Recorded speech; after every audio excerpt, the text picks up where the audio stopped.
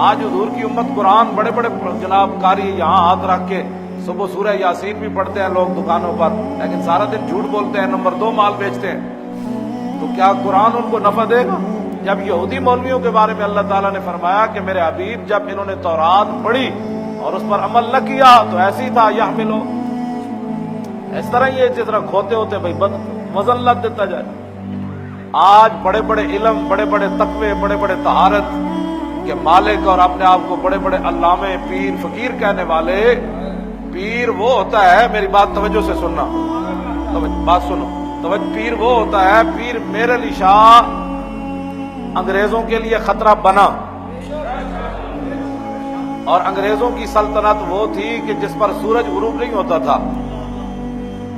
پاکستان تو اتنا سارا ہے نا، انگریز اتنی بڑی سلطنت، پورا بر صغیر انہوں نے قبضہ کر لیا، اور ان کی سلطنت پر سورج غروب نہیں ہوتا تھا۔ آج تو مولوی پیر یہ بونے، یہ جو چاہے حکمران، ان سے حق کے حق نہیں کر رہے اور ابطال باطل نہیں کر رہے، اور ان سے ڈرے ہوئے ناموس رسالت پر پیرے نہیں دے رہے، صرف اپنی پگڑیوں، اپنی مریدیوں، اپنی علم کو، اپنے تقوی کو چھپانے کے لیے کہ ہم بچ جائیں۔ پیر میر علی شاہ نے ان سے ٹکر لے لی، اور سی آئی ڈی کے اندر آپ کا ایک مرید تھا پیر میر علی شاہ صاحب، انگریزوں کی سی آئی ڈی میں، اس نے آ کر پیر میر علی شاہ صاحب کو بتایا کہ حضور آپ یہ ساری سرگرمیاں ختم نبوت کے بارے میں جو آپ قیدیانی کو للکار رہے ہیں اور ناموس رسالت پر جو آپ پہرا دے رہے ہیں، انگریز آپ سے بڑے تنگ ہیں، اور انگریزوں نے یہ فیصلہ کر لیا ہے کہ میر علی شاہ کو بر صغیر سے ہم نے نکال دینا ہے۔ تو پیر میر علی شاہ صاحب نہ ڈرے، نہ دبے، نہ جھکے، آپ نے اس طرح دیکھ کر آسمان کی طرف فرمایا کہ انگریزوں نے مجھے کیا نکالنا ہے، لوح محفوظ پر تو کچھ اور لکھا ہوا ہے۔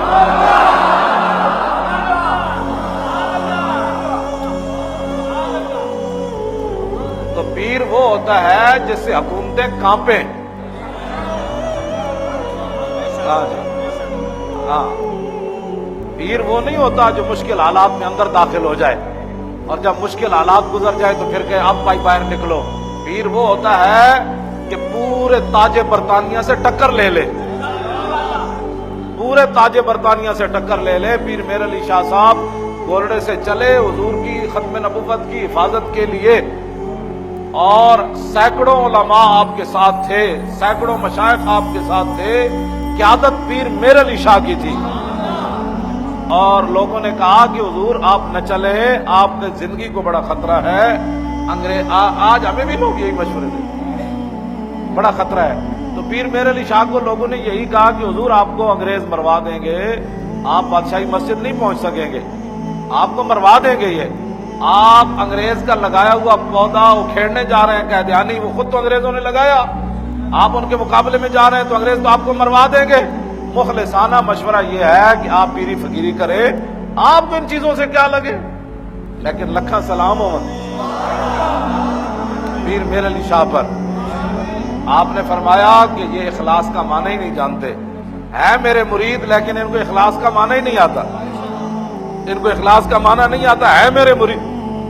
اگلی بات فرمائی کہ ہم سے ایسی بغیرت فقیری نہیں ہو سکتی،